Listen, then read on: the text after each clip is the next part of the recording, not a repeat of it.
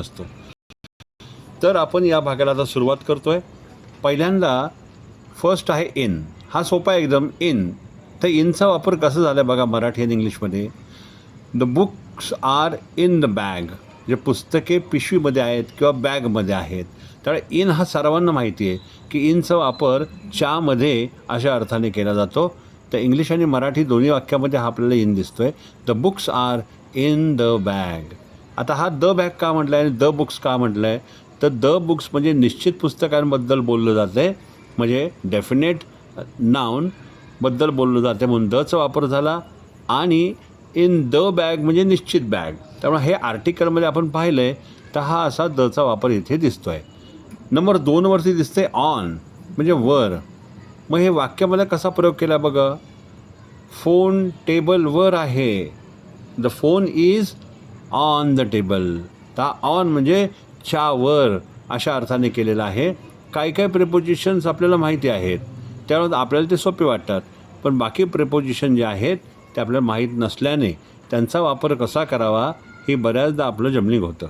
त्याच्यामुळे बाकीचे प्रिपोजिशनसुद्धा आपण पाहणार आहोत. या ठिकाणी इन आणि ऑन हे 2 प्रिपोजिशन पाहिल्यानंतर पुढच्या स्लाईडवरती आपण जाऊया. पुढच्या स्लाईडवरती आपल्याला दिसेल 1 मिनिट हां. तिसरा आहे अंडर. अंडर म्हणजे च्या खाली किंवा खाली अर्थाने होतं. मराठी वाक्य पहिलं मराठी बघू मग इंग्लिश बघू. मराठी वाक्य आहे मांजर खुर्चीच्या खाली आहे. मग याला इंग्लिशमध्ये कसं म्हणलं आहे. The cat is under the chair. आता द कॅट म्हणजे निश्चित मांजराविषयी बोललं जाते आणि निश्चित ती चेअर आहे ज्याच्या खाली मांजर आहे. आता मला जुन्या विद्यार्थ्यांना विचारायचं आहे की हे वाक्य कुठल्या काळामध्ये झालं सांगता येईल का तुम्हाला. मांजर खुर्चीच्या खाली आहे. कुठला काळ आहे हा. Which tense. Past perfect. Past perfect. Simple present. बरं. Simple present tense. Simple present tense. Okay. मग सिम्पल प्रेझेंट टेन्स म्हटलं की त्याच्यामध्ये API आलं. Action position information. मग त्या तिन्हीतलं काय आहे हे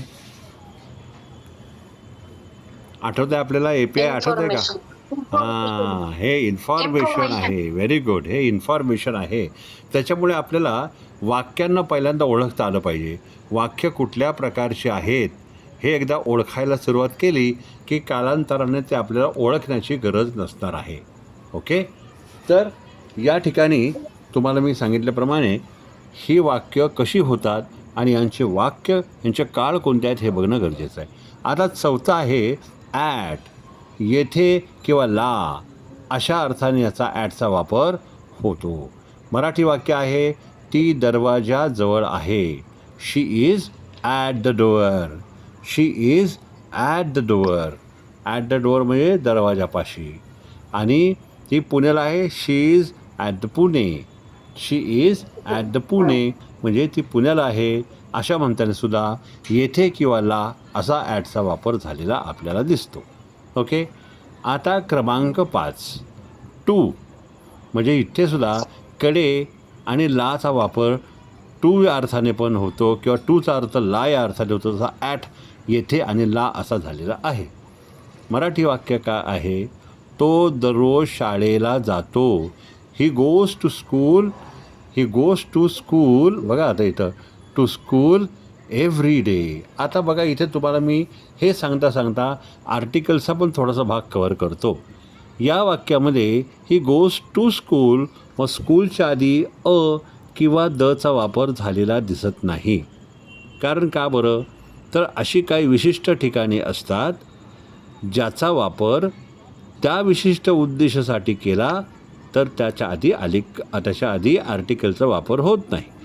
मग ती विशिष्ट ठिकाणे कोणती.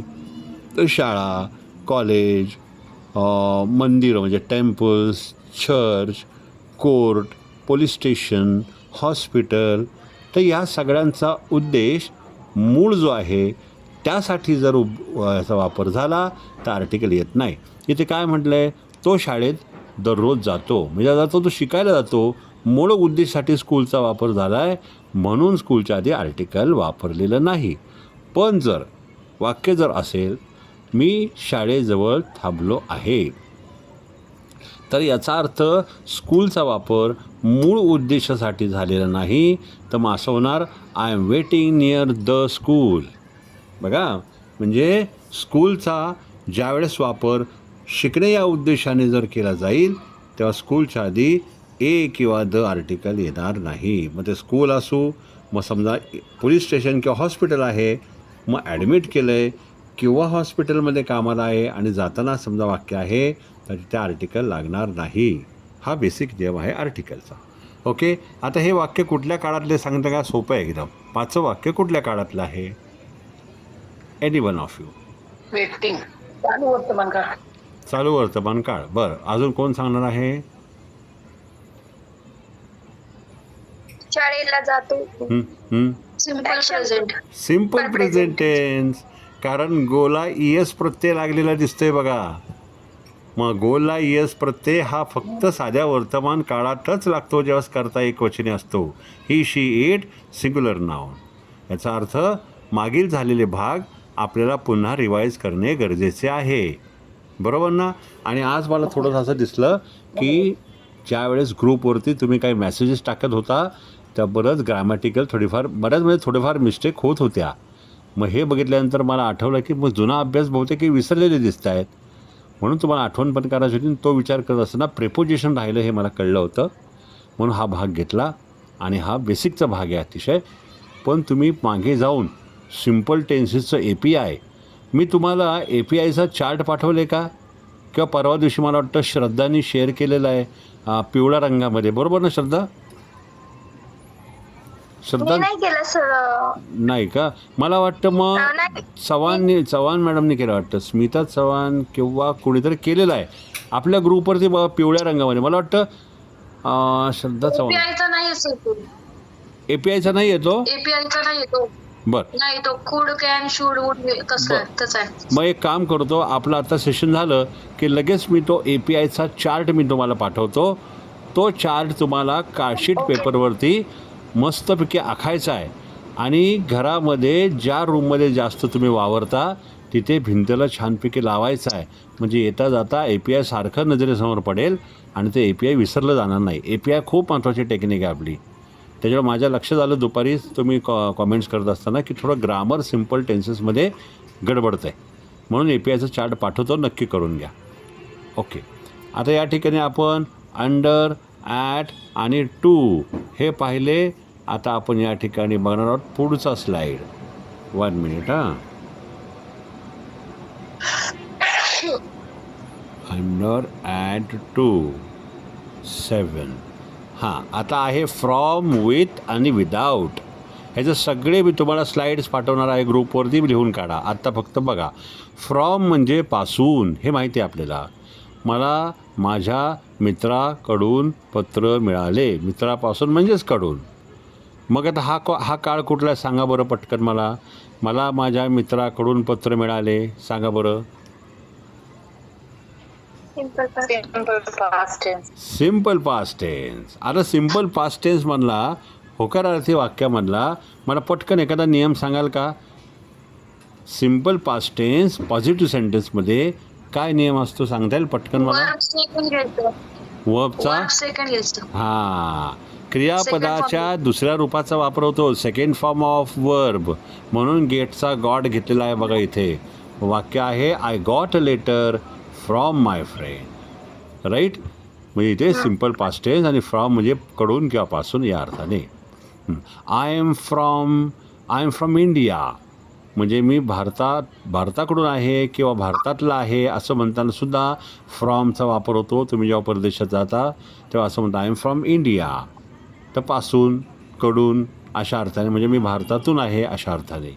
आता नंबर 7 काय म्हणतो आहे? विथ म्हणजे च्याबरोबर किंवा सोबत. ती तिच्या बहिणींच्या सोबत आली. पुन्हा हा काळ आहे सिम्पल पास्ट टेन्सवाला. आणि मग कमचा सेकंड फॉर्म केम घेतलेलं आहे बघा. She came with her sister. तिच्या म्हणून हरचा वापर झाला बघा. ती त्याच्या भावाबरोबर आली. तर कसं झालं असतं? ती तिच्या बहिणीच्या सोबत आली. आता ती त्याच्या भावासोबत आली तर कसं म्हणाल बरं, सांगा बरं. ती त्याच्या He भावासोबत आली. came with his brother. He came with his brother. She came with. His brother. हां, त्याच्या भावासोबत. मग हीच घ्यायचा आहे कारण त्याच्या बनलं आहे आणि तिच्या बनलं म्हणून हर आलेला आहे. ओके. आता वाक्य आहे पुढचं, विदाऊट. च्या शिवाय किंवा च्या विना. बघा हे सगळे प्रिपोजिशन वहीत लिहून काढायचे बरं का तुम्हाला, कारण दुपारचं कॉन्व्हर्सेशन काय एकदम सोपं आहे. ते रेडीमेड मी रेकॉर्ड पण केले, ते पाठवेन तुम्हाला. पण हे पण पूर्ण होईल आणि हे दुपारच्यांना पाठवेन मी. आता काय लिहिलं बघा, तो छत्रीशिवाय बाहेर गेला. मग छत्री न घेता बाहेर गेला. मग he went out without an umbrella. He went out without an umbrella. आता एक मला तुम्हाला प्रश्न विचारायचा आहे की इथं असं म्हटलेलं आहे he went out without an umbrella. जर या ठिकाणी असं वाक्य असतं he went out without the किंवा दी अम्ब्रेला, तर मग याच्यात फरक काय झाला असतं सांगाल कोणी. ॲन अम्ब्रेलाच्या ऐवजी दी अम्ब्रेला असतं, तर काय फरक झाला असता वाक्यात. ते वॉवेल्स आहे ना, AEIOU वापरलं की आयनच येतं ना. बरं, पण दीचा पण वापर होतो वॉवेल्स किंवा कन्सोनंट त्याच्याकडे असतं. निश्चित आंब्रेला आहे. हां, त्याची स्वतःची असते. निश्चित आंब्रेला आहे हे कन्फर्म होते. बरं. आणि ॲन अम्ब्रेला म्हणजे अम्ब्रेला अनिश्चित कुठली तरी छत्री न घेता. ती निश्चित कूलर किंवा एक याच्यासाठी बरं, वापरतात. ऐका. आणि त्यावेळेस तो वॉवेलचा हे नियम असावा आणि निश्चित असेल तेव्हा ती त्याच्याकडे कन्फर्म आहे की त्याच्याकडे आहे बाबा, त्यावेळेस द वापरावं. बरं, आता ऐका मी सांगतो फरक काय तो. ॲन अम्ब्रेला म्हणजे जसा हा नियम म्हटलं, स्वर म्हणजे वॉवेल्सने सुरू होणाऱ्या नामांच्या किंवा विशेषणांच्या आधी ॲन आर्टिकलचा वापर होतो आणि जेव्हा ते नाम अनिश्चित स्वरूपाचं असतं. आणि तिसरा नियम म्हणजे ते एकवचनी असतं. अशा 3 नियमांना फॉलो करताना एक किंवा ॲनचा वापर होतो. पण जर ते नाम निश्चित स्वरूपाचं झालं तर ॲनच्याऐवजी दचा वापर होतो आणि त्याला दी असा उच्चार केला जातो. म्हणजे या ठिकाणी ॲन अम्ब्रेलाच्या ऐवजी जर दी अम्ब्रेला म्हटलं असतं त्याचा अर्थ झाला असता जो सांगणारा व्यक्ती आहे त्याला माहीत असणारी अशी एकमेव छत्री घरातली, ज्याला सांगितलं जातं त्याला पण माहीत असणारी निश्चित छत्री आहे म्हणून दी अम्ब्रेला आला असतं. ओके. मग ज्याला सांगतोय त्याला ती माहीत नाही आहे त्यासाठी अनिश्चित आहे, तेव्हा ती ॲन अम्ब्रेला झालेली आहे. आता बघा वाक्य आपण जी घेतली ती फ्रॉम, विथ आणि विदाऊट अशी आपण घेतलेली आहेत. आता आपण कारण स्लाईडमध्ये एका स्लाईडमध्ये जास्त बसत नसल्यामुळे वेळोवेळी स्लाईड आपल्याला बदलावी लागत आहे. 1 मिनिट. हां, wait for 1 minute. With without.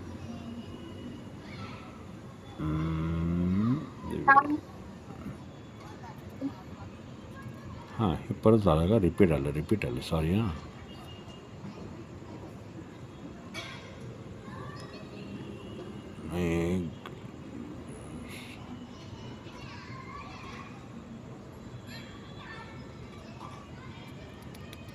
हां, ओके. फॉर, बाय आणि अबाउट अशा 3 प्रिपोजिशनला घेऊन आता 3 वाक्य आहेत. पहिलं वाक्य आहे ही भेटवस्तू तुमच्यासाठी आहे. ही भेटवस्तू तुमच्यासाठी आहे.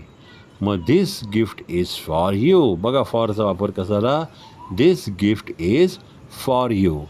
आता या फॉरचा वापर करून कोणीतरी मला एखादं वाक्य सांगा बरं तुमच्या मनातलं की ज्याच्यामध्ये फॉर हे प्रिपोजिशन वापरलं आहे. कोणी सांगा, पण फॉर यायला पाहिजे त्या वाक्यामध्ये. ही भेटवस्तू तुमच्यासाठी आहे म्हणताना the this gift is for you असं इथं आहे. तुमच्या मनातलं एखादं वाक्य सांगा ज्यामध्ये फॉर यायला पाहिजे. कोणी पण, any one of you. Who is going to tell? I think Shraddha, your audio is on. This garden for children. This garden is for children. Very good. Fantastic. Okay, fine. अजून कोणाला नाही सांगायचं ना? चालेल, पुढे जाऊ आता आपण. This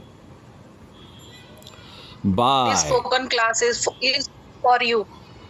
This spoken class is for you. असंही म्हणता येईल this class is for Tanishka's, है ना, असं पण तुम्ही म्हणू शकाल. येस. आता बायचा अर्थ ने, चाने किंवा चाकडून. मराठी वाक्य बघा काय, पत्र तिच्याकडून पाठवले गेले. आता मला पहिल्यांदा या वाक्याचा काळ हवा आहे. कोण सांगेल बरं? पत्र तिच्याकडून पाठवले गेले.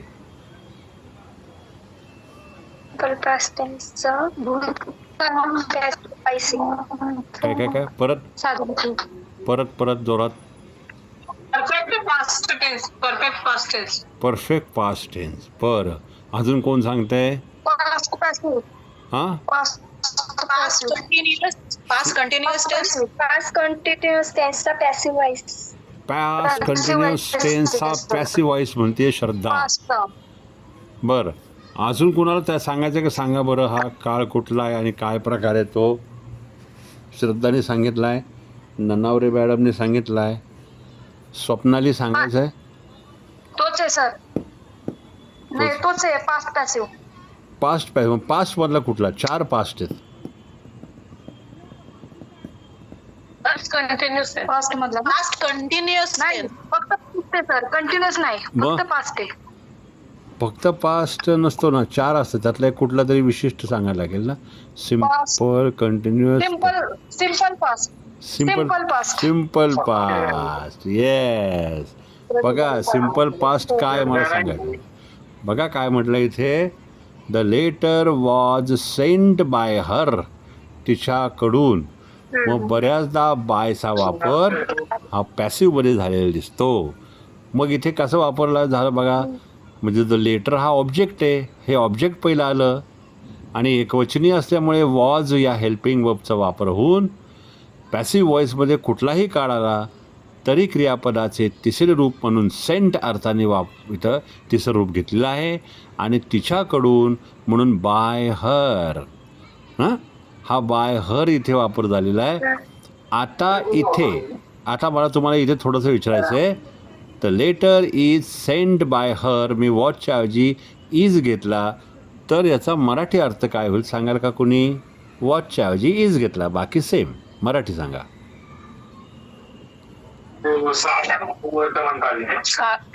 साधा वर्तमानकालीन सर. हां, मग त्याच्यामध्ये मराठी वाक्य सांगा ना, काय होईल त्याचं? The letter is sent. हां, परत मराठी सांगायचं. मराठी पत्र सांगा. तिच्याकडून पाठवले आहे. आहे नाही, तिच्याकडून पाठवले आहे म्हणलं तरी पण तो मराठी प्रॉपर नाही. तिच्याकडून पाठवले आहे म्हणलं. पत्र ती पाठवते. तुम्ही पत्र पाठवले आहे. नाही, पत्र तिच्याकडून पाठवले गेले आहे. हां नाही. सिम्पल प्रेझेंट टेन्स झाला तो, पॅसिव्हवाला. पत्र तिच्याकडून पाठवले जाते. कळलं का? हां, पाठवले जाते. जाते यायला पाहिजे. आणि जर हे वाक्य असं असतं ना, the letter is being sent by her, तर बघ काय मराठी अर्थ सांगा. BEING घेतला मी. The letter is being sent by हर.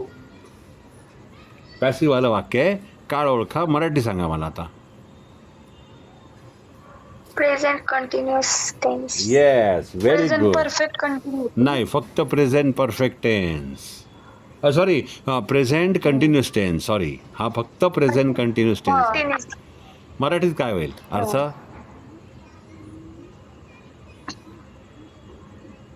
पत्र तिच्याकडून पाठवले जात आहे. Yes, very good. पत्र तिच्याकडून पाठवले जात आहे. The letter is being sent by her. Okay, चला मग आता आपण पुन्हा मूळ विषयाकडे येऊ. आता येऊ अबाउट. अबाउट म्हणजे विषयी, च्या विषयी. आपण चित्रपटाच्या विषयी बोललो. Simple past tense. कर्त्यानंतर लगेच क्रियापदाचं दुसरं रूप. We talked about the movie. विषय म्हणून अबाउट. आता हा अबाउट येणारं एखादं वाक्य सांगा पटकन. कुणी सांगा, तर एकच सांगा म्हणजे मला पुढं जाता येईल. अबाउट येणारं वाक्य कुणी एकाने सांगा. म्हणजे मला पुढे जाता येईल. कमान.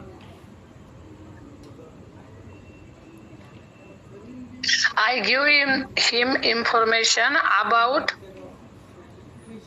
हां, homework. परत एकदा सांगा मॅडम, परत एकदा जरा please. I give him information Huh? about homework. Very good. I give him information about homework. Very good. आता मला जरा मराठी अर्थ सांगा बरं याचा. मी हं? I give him information. मी त्याला माहिती दिली, हं? अभ्यासाविषयी त्याला माहिती दिली. मी हां, त्याला अभ्यासाविषयी माहिती दिली. दिली. पण आता तुम्ही दिली म्हणला आणि इंग्लिशमध्ये गिव्ह वापरला, मग अर्थ झाला देते. मी त्याला अभ्यासाविषयी माहिती देते आणि दिली म्हणायचं म्हणजे गिव्हचा सेकंड फॉर्म गेव घ्यायचा आहे. मग I gave him information about homework. Got it?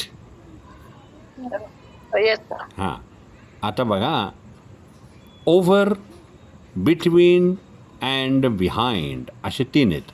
Over म्हणजे वरून किंवा वर. विमान शहराच्या वरून गेले. The plane flew over the city, म्हणून च्यावरून म्हणजे खाली काहीतरी आहे आणि त्याच्यावरून, म्हणजे ओव्हरब्रिज म्हणतात ना, तर खालच्या रोडवरून दुसरा रोड गेला आहे म्हणून त्याला ओव्हर अर्थाने वरून च्यावरून म्हटलेलं आहे. मग फ्ल्यू म्हटलेलं आहे FLEW, फ्ल्यू. मग या फ्ल्यूचा फर्स्ट फॉर्म सांगाल का? कारण सिम्पल पास्ट टेन्स असल्यामुळे Fly. दुसरं. Fly, Fly. फ्लाय म्हणताय तुम्ही? FLY. FLY. FLY. FLY.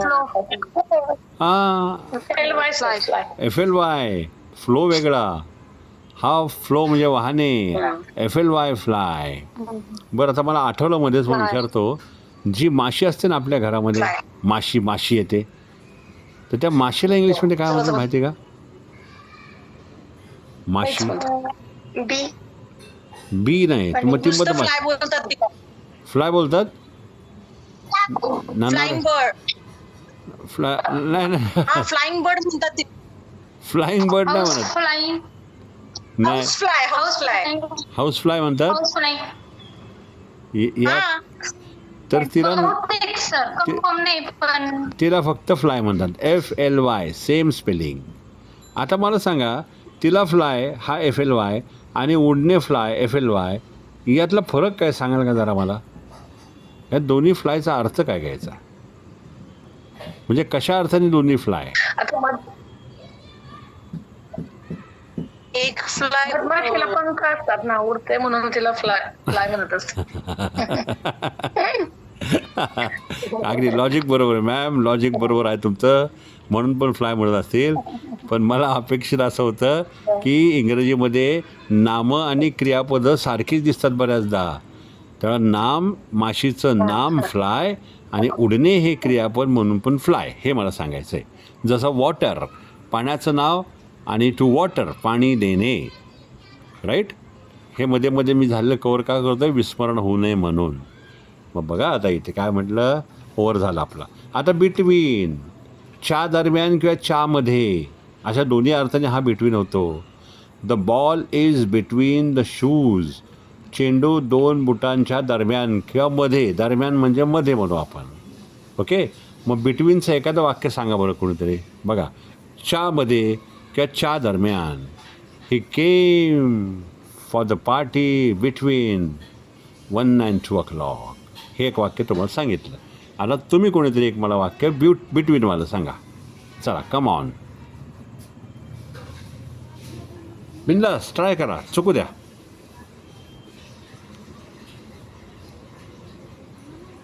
Between. Yes, come on. कोण सांगताय? शुभागडे मॅडम सर तयार करतोय. करताय का? बरं बरं, करा करा. अजून कोण सांगतंय? अजून अजून अजून अजून Swapnali. Mumbai the distance between 2 kilometre. Madam जरा आवाज तुटला, परत एकदा सांगा बरं. Pune Pune and Mumbai the distance between 2 kilometre. 2 kilometre Pune आणि मुंबई. पुणे आणि मुंबईचं डिस्टन्स 2 किलोमीटर.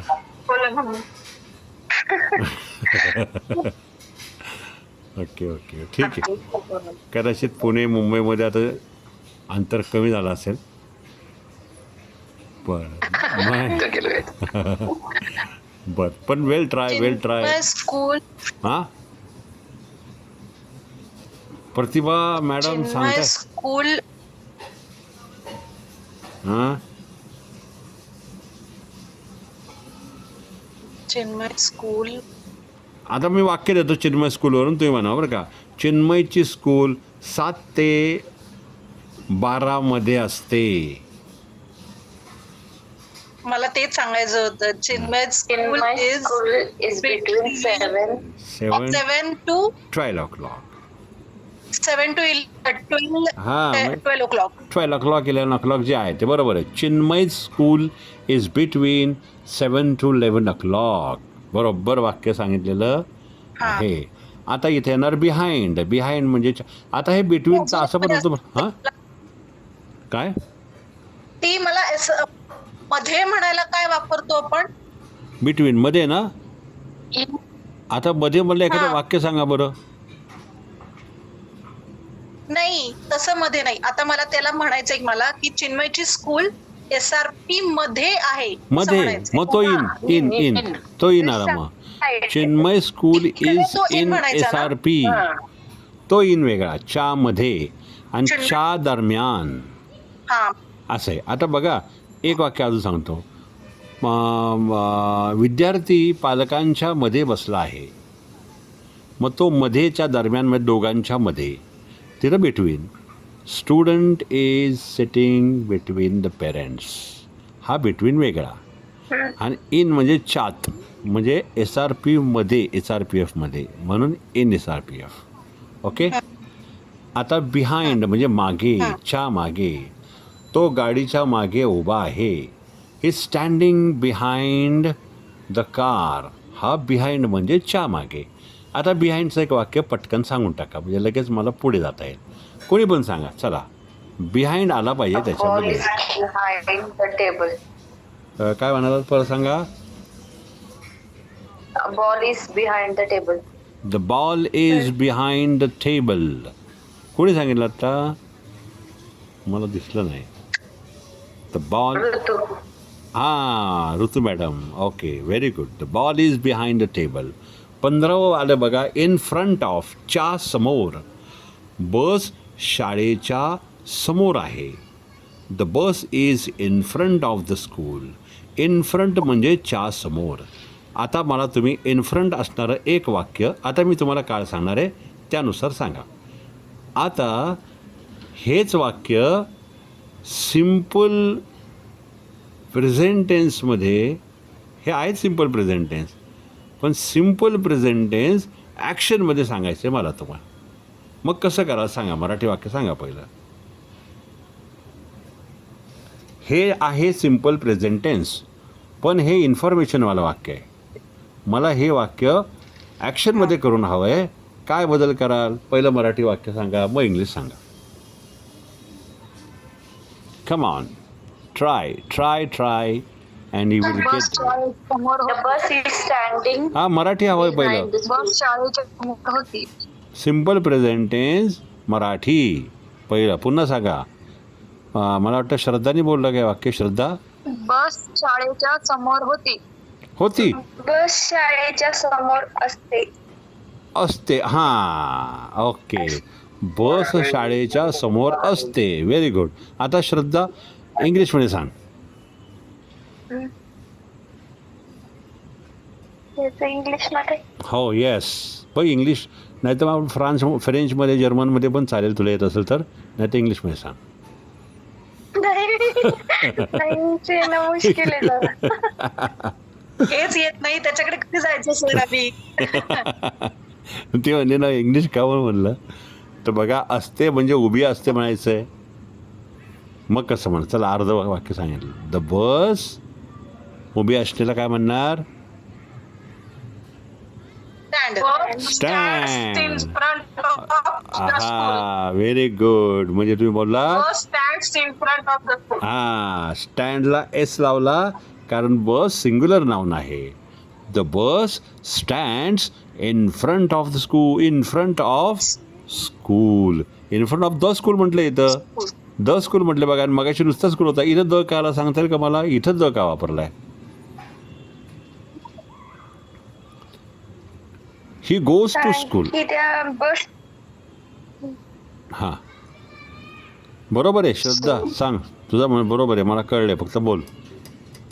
कारण की ज्या बस मधले जे मुलं आहेत ते तिथे शिकण्यासाठी जातात ना, जातात का? त्यासाठी. बर अजून कोण सांगू शकेल? द स्कूल का म्हटलंय? द बस जाऊ द्या, निश्चित बस आहे. पण स्कूल हे एक विशिष्ट नाम आहे जे कुठल्या तरी उद्देशासाठी बनवलेलं आहे. तर तिथं द आर्टिकल का वापरलाय असं मला म्हणायचं आहे. द स्कूल म्हणजे सर ती शाळा. शिकण्यासाठी असतात. ती शाळा. ती शाळा. ती शाळा ओके. पण मी सांगतो ऐका.